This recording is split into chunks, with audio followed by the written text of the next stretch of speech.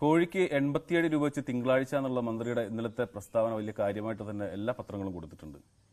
പക്ഷേ ഏറ്റവും എടുത്തു പറയേണ്ടത് അതോടൊപ്പം തന്നെ മറ്റൊരു വാർത്ത, നോൺ എ സി റെസ്റ്റോറൻറ്റുകൾ 5% വില കുറച്ച ശേഷമേ 12% GST ഈടാക്കുമെന്ന് പറയുന്നു. എ സി റെസ്റ്റോറൻറ്റുകൾ 8% വില കുറച്ചാവും GST ചുമത്തുകയെന്നും മന്ത്രിയുടെ പ്രസ്താവനയുണ്ട്. എന്തായാലും ഹോട്ടലുകളിലേക്കൊന്ന് പോയി നോക്കാം. ഈ 5%, 8% ഒക്കെ കുറച്ചിട്ടാണോ ഹോട്ടലുകൾ വില കൊടുക്കുന്നുണ്ടെന്ന് അറിയാം. ഇന്ത്യൻ കോഫി ഹൗസ് തന്നെയാവാം ആദ്യം.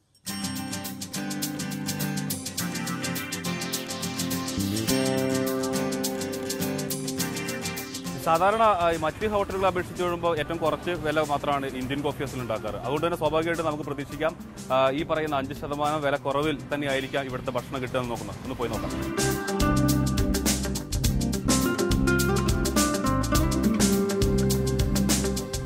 ഒരു മസാല ദോശ, ചായ. കോഫി ഹൗസ് നിന്നാണോ സാധാരണ എപ്പോഴും കഴിക്കാറുള്ളത്?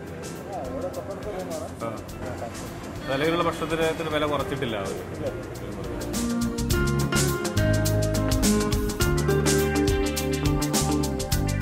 സാധാരണ ഈ കോഫി ഹൗസുകളിൽ മാത്രമല്ല എല്ലാ ഹോട്ടലുകളിലും നോൺ എ സി ഹോട്ടലുകളിൽ 5%, എ സി ഹോട്ടലുകളിൽ 8% വില കുറച്ചതിന് ശേഷം മാത്രമേ GST ഏർപ്പെടുത്താൻ പാടുള്ളൂ എന്നാണ് മന്ത്രി പറഞ്ഞിട്ടുള്ളത്. അതുകൊണ്ട് ആ ഒരു വിശ്വാസത്തിലാണ് കഴിക്കുന്നത്. നോക്കാം.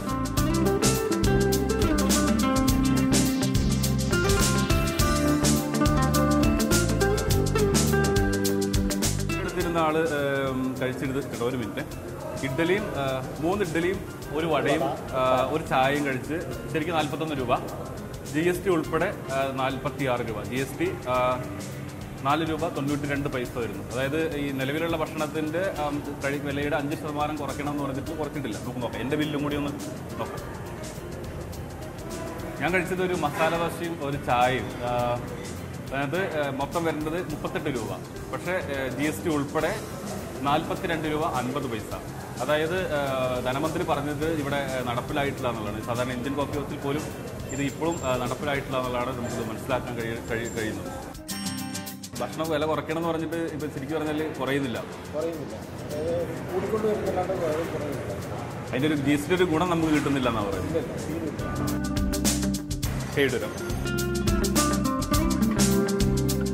ധനമന്ത്രി കഴിഞ്ഞ ദിവസം പറഞ്ഞിരുന്നു, അതായത് ഹോട്ടലുകളിൽ ഈ നോൺ എ സി ഹോട്ടലുകളിൽ 5% വില കുറച്ചിട്ടും AC ഹോട്ടലിൽ 8% കുറയ്ക്കണം എന്ന് പറഞ്ഞു. പക്ഷേ ആരും വില കുറയ്ക്കുന്നില്ല. അതെന്താ സംഭവം?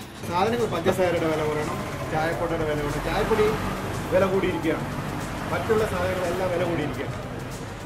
ബ്രാൻഡഡ് ഐറ്റംസിന് മുഴുവൻ വില കൂടിയിരിക്കുകയാണ്. അല്ലാത്ത സാധനങ്ങളാണ് വില കുറഞ്ഞിരിക്കുന്നത്. അതായത് 50 പൈസ, 25 പൈസ, 30 പൈസ എന്നുള്ള രീതിയിലാണ് വില കുറഞ്ഞിരിക്കുന്നത്. അതിന്റെ അടിസ്ഥാനത്തിൽ നമുക്ക് കൊടുക്കില്ല. ഇവർ പറയുന്നത് വില കുറയ്ക്കാൻ പറ്റില്ല എന്നുള്ളത് തന്നെയാണ്. അതായത് ധനമന്ത്രി ആവർത്തിച്ച് ആവശ്യപ്പെടുന്നുണ്ട്, അല്ലെങ്കിൽ നിരന്തരം ആവശ്യപ്പെടുന്നുണ്ട് 5% കുറയ്ക്കണം, 8% കുറയ്ക്കണം. ഫലത്തിൽ ഇത് കഴിക്കാൻ വരുന്ന ഉപഭോക്താക്കളെ സംബന്ധിച്ചിടത്തോളം ഒരു വിലക്കുറവും എവിടെയും അനുഭവപ്പെടുന്നില്ല എന്നതാണ്. GSTയുടെ ഗുണഭോക്താക്കൾ വ്യാപാരികൾ മാത്രമായി മാറുകയാണ്. അതിന്റെ ശരിയായ ഉപഭോക്താക്കൾക്ക് അതിന്റെ യാതൊരു പ്രയോജനവും ഈ സാഹചര്യത്തിൽ ലഭിക്കുന്നില്ല എന്നാണ് എടുത്തു പറയേണ്ടത്. പ്രസാദ് ഉമ്മിശ്ശേരി, ന്യൂസ് 18, പാലക്കാട്.